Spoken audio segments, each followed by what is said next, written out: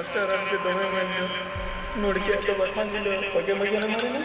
তোরা জানিস জগদীশ মাস্টারের বাপের না কে তোদের তোদের চামড়া তুলে দিয়ে ভাগ্যটা ভালো ওদেরকে মানুষ করতে লাগলে হ্যাঁ বন্ধু তুই সবাইকে বলো তোকে একটা সহজ বাচ্চার বলছি বল কোন প্রাণী দিন দেই বল